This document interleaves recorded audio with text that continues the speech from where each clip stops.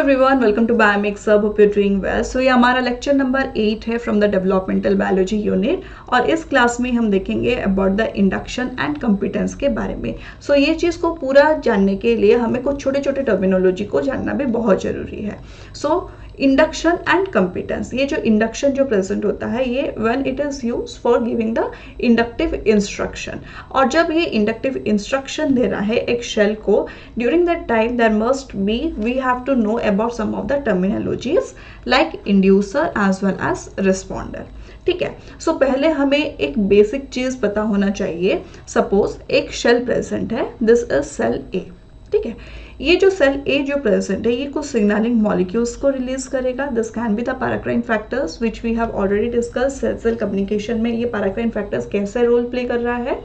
सो इस सेल को रिस्पॉन्ड करने के लिए कुछ दूसरे सेल्स भी प्रेजेंट होंगे। ठीक है, ये जो सेल है ये है सेल नंबर पी। इस सेल के पास रिसीवर होगा जो कि है रिसेप्टर, और ये रिसीव करके ये अपना रिस्पॉन्ड दिखाएगा। ओके, रिस्पॉन्ड दिखाएगा। So if it is giving some of the response by taking the inductive instruction, okay, inductive signal को पाने के बाद अगर वो रिस्पॉन्ड कर रहा है, दैट मीन्स सेल बी जो प्रेजेंट है वो होता है competent. Okay, it is having the competent nature. Okay, so every inductive instruction और induction has at least two components। इसमें दो components होते हैं। पहला है इंड्यूसर। इंड्यूसर कौन होता है? जो सिग्नलिंग मॉलिक्यूल्स का रिलीज हुआ, that is known as a inducer. The tissue that produces a signal that changes the cellular behavior of other tissue is known as inducer। ये इंड्यूसर क्या करेगा? वो सिग्नल, एक सिग्नलिंग मॉलिक्यूल्स प्रेजेंट है, वो signalling molecules it can be A paracrine factor, और वो signalling molecule जाकर कुछ दूसरे सेल का उसका फिजियोलॉजिकल या सेल्यूलर चेंजेस कर रहा है, that is known as the inducer. Okay, often this signal is secreted protein called a paracrine factors. ये एक पैराक्राइन फैक्टर्स हो सकता है। Next is the responder. Responder यहाँ पे सेल ए जो दिया है, this is the signalling molecules. ये जो प्रेजेंट है ये सिग्नलिंग मॉलिक्यूल है, और इसको कौन रिसीव किया? It is being receive by this receiver जो कि सेल बी के पास है। ओके, और इसे क्या बोलते हैं? Receptor. So who is the responder here? Cell B is the responder here. The cell और tissue being induced is known as a responder. Cells of the responding tissue must have both a receptor protein for the inducting factor and the ability to respond the signal. So responder के पास क्या होना चाहिए? एक signaling receptor होना चाहिए, receptor protein। यहाँ पे जो responder होता है यहाँ पे होता है responder, and this responder shall have two things, that the first one is that it should have a signaling receptor। यहाँ पे अगर रिसेप्टर ही प्रेजेंट नहीं रहेगा, so when the paracrine factor और the secreted molecules will come which is a inducer who will receive it. So first thing है it should have a receptor. Second thing is that it should have the ability to respond. Okay, यहाँ पे अगर एक signalling molecules आया और ये जो receiver जो है it received the inductive signal और द पैराक्राइन फैक्टर्स जो लिगैंड जो प्रेजेंट है उसको रिसीव किया, अगर वो रिसीव करके यहाँ पे कुछ रिस्पॉन्स ही नहीं देगा, सो व्हाट इज इट्स मीनिंग? यहाँ पे कुछ चेंजेस ही नहीं होगा। सो इसीलिए ये जो रिस्पॉन्डर जो प्रेजेंट है उसके पास दो चीज होना चाहिए, एक तो है रिसीवर जो कि है रिसेप्टर, दूसरा है कि it should have the ability to respond towards that signal, that is known as the competence nature of it.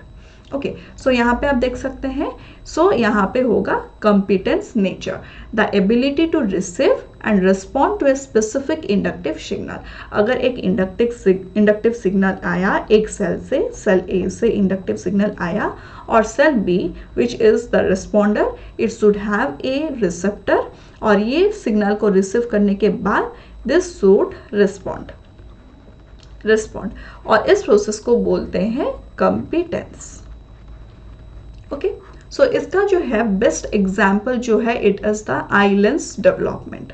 सो यहाँ पे क्या है? यहाँ पे एक इंड्यूसर प्रेजेंट है which produces a signal, which what kind of signal? It is the it is the paracrine factor or the instructive signal. So the signals which are present, they are the paracrine factors. After that it will receive by the receiver or the responder, which is having the receptor with it, and after that it will do some intracellular changes, due to which there will be the development of the eyes will take place in this way. Okay, so यहाँ पे types of interaction हम देखेंगे. Instructive interactions जो होते हैं, to major modes होता है उसका. It is the inductive interaction जो प्रेजेंट है वो टू टाइप्स का होता है. First is the instructive interaction, next is the permissive interaction. Okay, one by one we will discuss what is the instructive interaction, what is the permissive interaction. और second type of interaction जो present है, that is the epithelial mesenchymal interaction. इसमें आ जाएंगे regional specificity of interaction और genetic specificity of interaction. So one by one we will discuss here about the instructive interaction, permissive interaction, regional specificity of interaction और the genetic specificity of interaction. Okay. चलिए देखते हैं about the mode of inductive interaction, that is about the instructive interaction. So यहाँ पे आप देख सकते हैं, लाइक यहाँ पे एक सेल है जो कि है cell A, and the cell A is the inducing cell. ये जो है it is the inducing cell. So ये क्या था, ये जो है it will provide some of the signalling molecules. So the signalling molecules and the paracrine factors. So for receiving this paracrine factor, there must be some of the receiver, and that receiver is the responding cell, that is the cell B, and the cell B should have a receptor with it which will receive this paracrine factors, and after that it should have the ability that it should respond towards the signal, for which it can have its competent nature. Okay. So here signal from the inducing cell is necessary for initiating new gene expression in the responding cell. So what happens in this case, that must be some of the signaling from the inducer for responding or for expression of some of the new genes. So someone is giving the instruction. So here the instruction is given by the inducing cell that now you are ready, I will give you the instruction to respond towards the cell or for expressing some of the genes. If signal is present, that means inducing cell A is present. Okay. If the instruction has been given through this paracrine factors or the signaling molecules, there will be expression of some of the new genes by responding towards the cell A. Okay. So यहाँ पे क्या हुआ, यहाँ पे अगर if signaling is present, signaling कहाँ से आया था, signaling was from the cell A. Cell A ने signaling molecules दिया, so the signaling molecules will be received by the responder B and it will help in giving some of the new gene expression. New gene का expression हुआ. After that it will, what it will do, it will respond. There will be some of the response from this signaling A. Okay, so ये यहाँ पे जो cell A जो present था, यहाँ से कुछ इंस्ट्रक्शन मिला जो कि रिसीव करके सिग्नल सेल बी जो है वो रिसीव किया और वो रिस्पॉन्ड किया for giving some of the mechanism, some of the signaling output. Okay, so यहाँ पे आप देख सकते हैं if signaling is absent, if signal अगर एब्सेंट प्रेजेंट है, inducing cell A is absent, यहाँ पे कुछ सेल जो है जो इंड्यूस कर रहा है वो ही एब्सेंट है. अगर ए ही एब्सेंट है, क्या कुछ सिग्नलिंग मॉलिक्यूल्स मिलेगा सेल बी को रिस्पॉन्ड करने के लिए? नहीं. सो यहाँ पे there will be no new gene expression will be initiated for cell B. So responding cell B does not develop in this way. यहाँ पे जो भी फंक्शन होना चाहिए सेल बी को वो नहीं कर सकता है. सो सेल बी यहाँ पे कौन रिस्पॉन्ड कर रहा है, यहाँ पे जो है सेल बी जो प्रेजेंट है वो रिस्पॉन्ड कर रहा है, लेकिन it is getting the instruction from cell A that now I have to respond in some of the way. ये जो कुछ भी वे है, सपोज यहाँ पे वे नंबर 1 है, वे नंबर 2 है, वे नंबर 3 है, ठीक है, बहुत सारे वे है. ये जो सेल बी जो है वो कौन सा वे में जाएगा वो कौन डिसाइड करेगा? It will be decided by the instructive inducing signal. So cell A will give some of the instruction to cell B that now you go and do or help in the formation of the gene A, gene 1, or you can now go and do or the expression of gene 2 or the gene 3 will be expressed. सो यहाँ पे आप देख सकते हैं एक examples जो कि है जेनोपस ऑप्टिक वेसिकल्स का। ओके, ये जो जेनोपस का जो ऑप्टिक वेसिकल जो प्रेजेंट है, अगर इसको इम्प्लांट किया गया new region of head ectoderm का नया रीजन में अगर इसको इम्प्लांट किया गया, during that time what it will do, it will form the lens. Okay, placing a Genopus optic vesicle under a new region of head ectoderm causes that region to form a lens. वो reason को वो lens formation करने के लिए induce किया, और we can tell that it has instructed this region to form the lens. Okay, now the next thing, so ये है in the presence of tissue A responding tissue B develops in a certain way. यहाँ पे है tissue A present है, so it is inducing by giving some of the signal, due to which the tissue B which is present it is responding. So tissue B develops in certain way, ये कुछ भी वे हो सकता है, ये respond किया tissue A को। In the absence of tissue A, अगर टिश्यू ए ही प्रेजेंट नहीं है, tissue B does not develop in this way, tissue B का तो डेवलपमेंट ही नहीं होगा, because there is no inducer, उसको इंड्यूस करने के लिए कोई भी नहीं है, इंस्ट्रक्ट करने के लिए कोई नहीं है, so there is no instructor. So यहाँ पे कौन प्रेजेंट था, यहाँ पे इंस्ट्रक्टर प्रेजेंट था। कौन है इंस्ट्रक्टर, टिश्यू ए है, टिश्यू ए है इंस्ट्रक्टर जो कि इंस्ट्रक्ट कर रहा है टिश्यू बी को किसी वे में जाने के लिए। सो अगर यहाँ पे इंस्ट्रक्टर ही नहीं है, सो यहाँ पे रिस्पॉन्डर कुछ भी नहीं कर सकता है। नेक्स्ट होता है case number 3, in the absence of tissue A, यहाँ पे टिश्यू ए एब्सेंट है but in the presence of tissue C, लेकिन यहाँ पे टिश्यू प्रेजेंट है, tissue B does not develop in the way. जैसे ये इंस्ट्रक्ट कर रहा था टिश्यू सी, उसे सेम तरह का इंस्ट्रक्शन नहीं दे सकता है, so it can not develop in the same way as it could develop when the tissue A is present. कोई अदर टिश्यू आकर उसको रिप्लेस नहीं कर सकता है।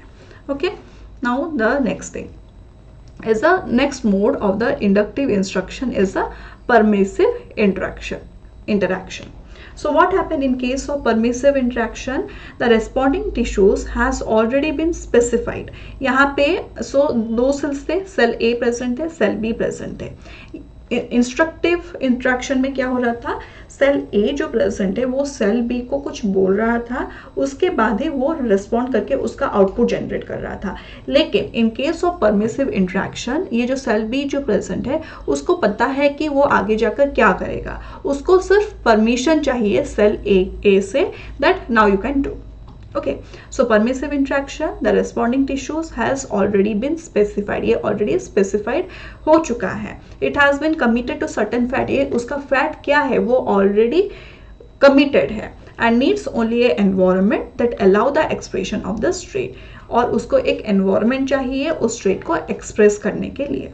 Okay, so यहाँ पे first is a responding tissue already specified committed to certain fat, ये जो है कुछ certain fat के लिए committed already है। What is required? It requires only a certain environment. उसको environment एक चाहिए ताकि वो उस चीज को express कर चुके। So what is the outcome? The tissue expresses the trait that has already been determined. ये already ये जो cell जो present है already determined है, और उसको सिर्फ एक permission चाहिए, एक environment चाहिए ताकि वो express कर चुके। What are the examples? Many tissues needs an extracellular matrix that is a fibronectin or laminin to develop. बहुत सारे टिश्यूज होते हैं जिसको कि एक एक्स्ट्रा सेलुलर मैट्रिक्स चाहिए। वो एक्स्ट्रा सेलुलर मैट्रिक्स कौन होते हैं? इट कैन बी फाइब्रोनेक्टिन, ये फाइब्रोनेक्टिन हो सकता है, और इट कैन बी लैमिनिन। और इस चीज अगर उनको मिल गया then they will express how they should express, they will express in the same way. So इनको सिर्फ एक माइक्रो एनवायरनमेंट चाहिए, they are the fibronectin or the laminin. Okay, so the extracellular matrix does not alter the type of cell that is produced, but it enables what has already been determined to be expressed. So यहाँ पे जो cell, suppose ये एक shell present है, इसको क्या बनना है ये ऑलरेडी डिटरमाइंड है, ये ऑलरेडी डिटरमाइंड है। सिर्फ ये जो चीज जो प्रेजेंट है, it is giving a matrix, ये एक फाइब्रोनेक्टिन और लैमिनिन जो प्रेजेंट है, ये उसको एक स्पेस ही दे रहा है ताकि ये जो सेल जो डिटरमाइंड है वो आगे जाकर एक्सप्रेस कर सके। Okay, So here already what we have completed here about the instructive interaction and the permissive interaction. So instructive interaction में क्या होता है, someone is, so यहाँ पे cell A present है, cell B present है. यहाँ पे cell A अगर कुछ instruct कर रहा है cell B को, and after that only it is responding,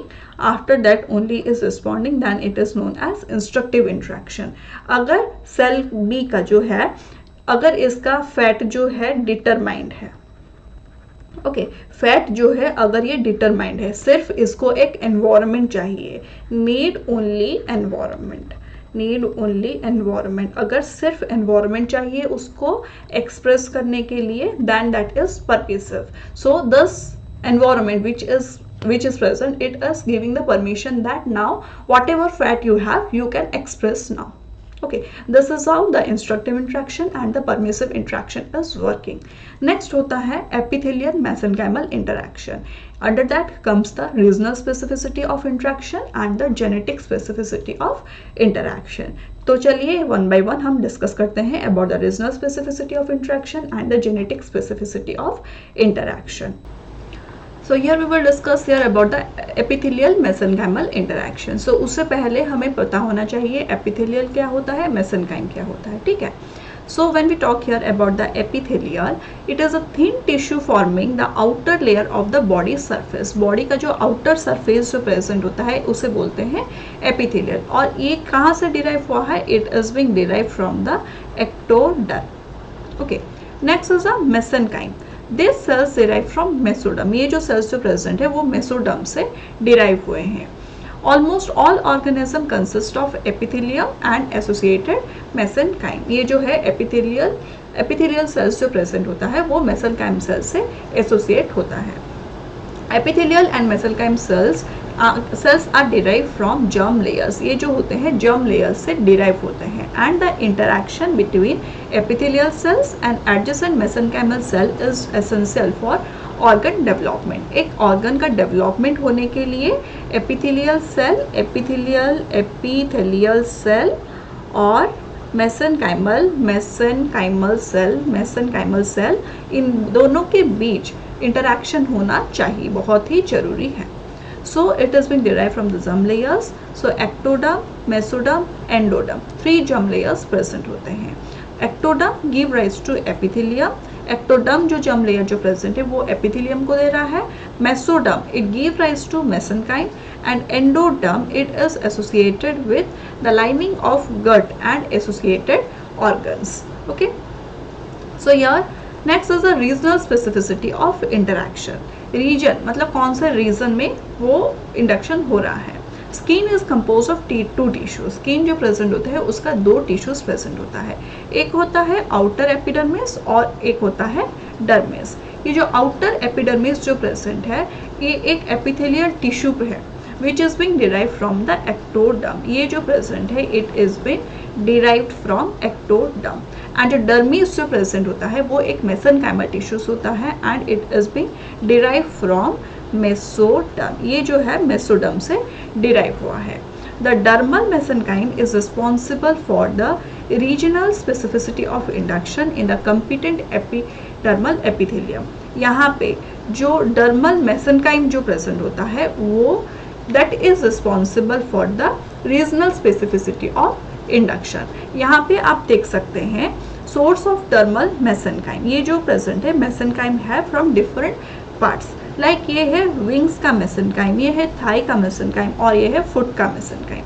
so when it is being replaced with this wing epidermal epithelium, so ये क्या फॉर्म करेगा, ये जो है it is being decided by this dermal mesenchyme. So यहाँ पे होगा wing feather because the dermal mesenchyme is from the wing. That is the reason the wing feather is being formed. Next होता है Thai. Thai से ये derive होगा Thai feather. Foot से होगा scales and claws. Okay. So here the mesenchyme plays an instructive role. ये जो mesenchyme जो present होता है it is giving the instruction. तो अब क्या बनाएगा? It is being given by the mesenchyme. Calling into play different set of genes in the responding epithelial cell. ये जो present होता है ये जो epithelial cells जो present होता है it is the responding cell. ये जो प्रेजेंट है ये रेस्पॉन्डिंग शेल है। और ये मेसेनकाइम जो प्रेजेंट है इट इज द इंस्ट्रक्टर। ये जो इंस्ट्रक्टर क्या कर रहा है, it is instructing that now you have to do the wing feather because I am from wing. वो मेसेनकाइम जो प्रेजेंट है वो डिराइव हुआ है विंग से, दैट इज द रीजन अभी विंग फेदर मिलेगा। And here the epidermal cell जो प्रेजेंट होता है वो रिस्पॉन्ड कर रहा है, और ये जो है it is from the wing epidermal epithelium.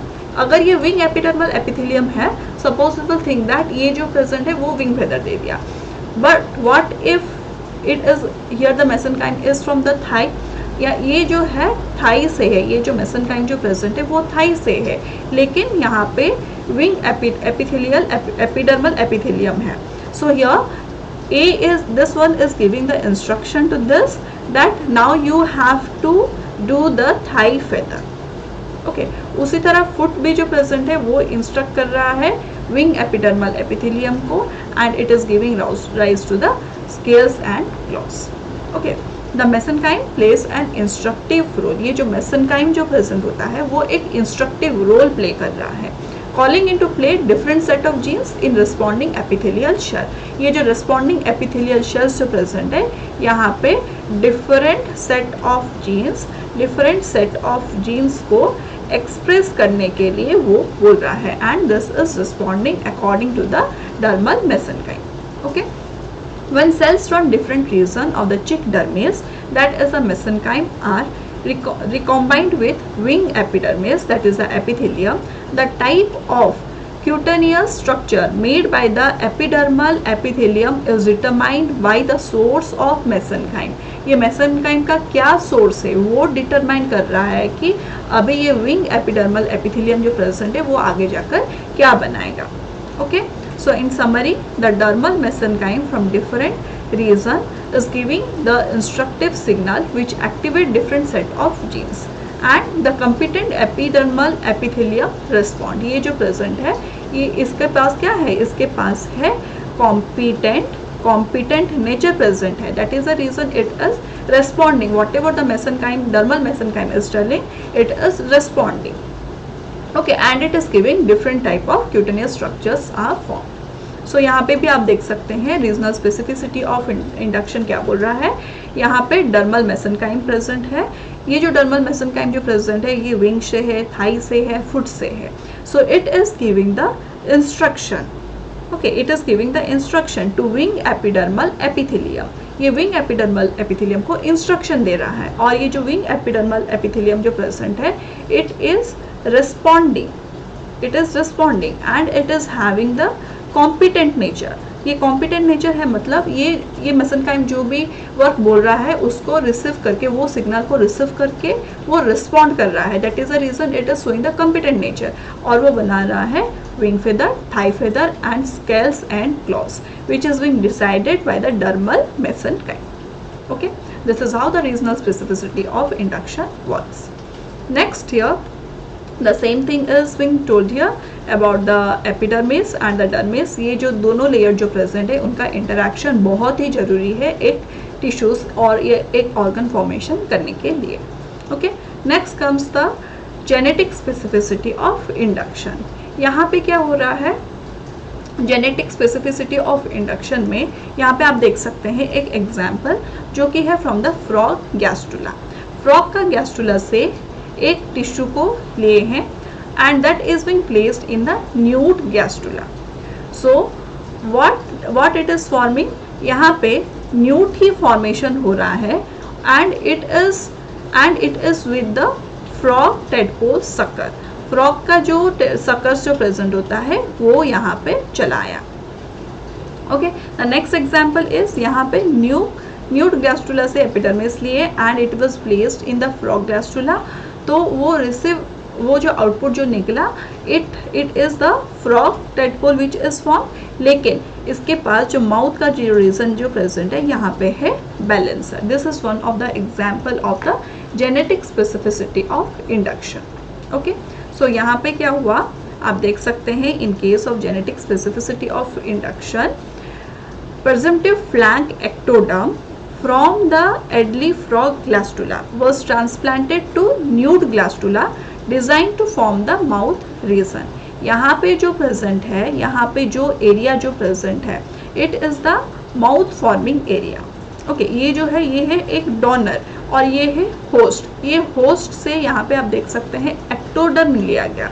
So ये जो फ्रॉग का जो ग्लास्टुला जो प्रेजेंट है, इसका एक्टोडर्म जो प्रेजेंट है वो लिया गया and it was placed in one area. ये जो एरिया जो प्रेजेंट है वो न्यूड ग्लास्टुला का जो ये एरिया जो प्रेजेंट है, ये माउथ फॉर्मिंग एरिया है. ओके, सो इसका जो मेसेनकाइम जो प्रेजेंट है वो इसको इंस्ट्रक्ट किया कि now you form the mouth. लेकिन इसके पास जो टिश्यू था माउथ फॉर्म करने के लिए, वही टिश्यू यहाँ पे वो बनाया.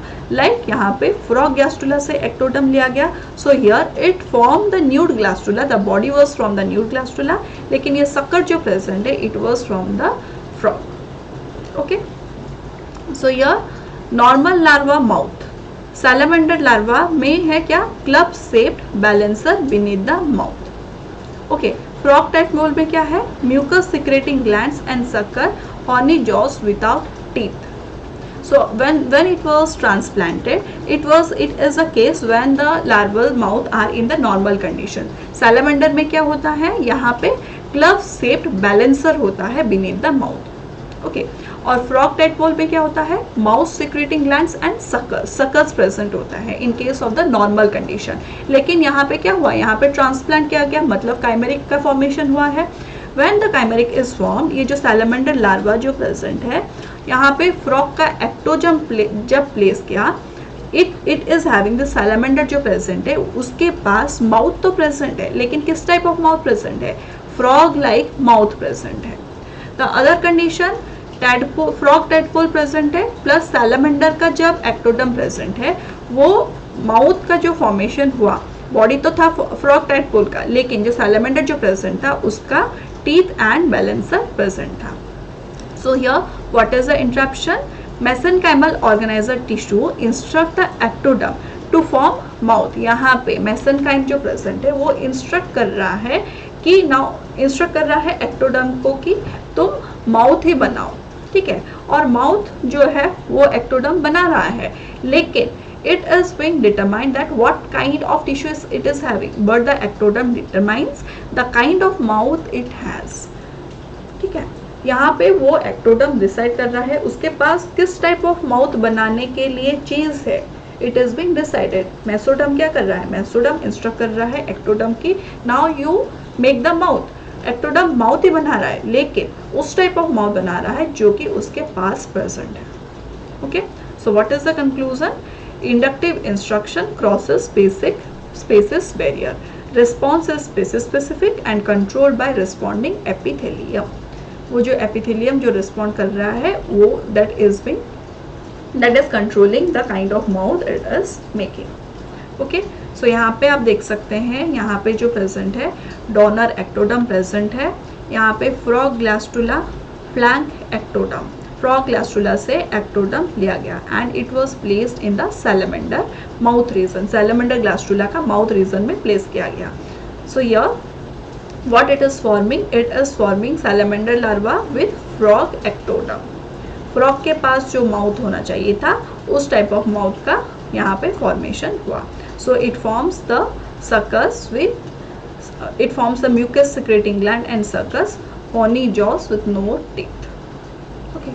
नेक्स्ट होता है salamander gastrula flank ectoderm. Salamander gastrula से एक्टोडम लिया गया and it was transplanted into the frog gastrula. So यहाँ पे के माउथ बना, लेकिन फ्रॉग का माउथ मला जो कि क्लब से बैलेंसर प्रेजेंट था. Okay, so this is the conclusion from the regional specificity of interaction. So ये जो है वो रीजन डिसाइड कर रहा है. ओके, सो यहाँ पे क्या है? Sorry, this is the genetic specificity of interaction. This is the genetic specificity and this is the regional specificity of interaction. ये जो है ये है जेनेटिक स्पेसिफिसिटी ऑफ इंट्रैक्शन. यहाँ पे ये मेसेनकाइम डिसाइड कर रहा है. Dermal mesenchyme is deciding what to make. ये इंस्ट्रक्ट कर रहा है एपिडर्मल एपिथेलियम को, तो बनाएगा, विंग बनाएगा, तो विंग फेदर, सो जो डर्मल मेसेनकाइम का पास जो नेचर है वही चीज़ यहाँ पे बनाएगा। And from this genetic instruction, ये जो है ectodermal region from the frog gastrula से एक्टोडर्मल रीजन लिया गया from the mouth part and it was being transplanted into the newt gastrula, और जो एरिया में ट्रांसप्लांट किया गया वो एक माउथ फॉर्मिंग एरिया था। So the resulting was nude with frog tadpole sucker, frog mouth जो बना it was from the frog, okay, it forms a sucker. ये जो है न्यूड ग्लास्टुला से जब एक्टोडर्म लिया गया and it was transplanted into the frog gastrula, ये जो है वो बैलेंसर का फॉर्मेशन किए, okay. This is how the genetic and regional specificity of interaction work. Thank you everyone for watching this video till the and.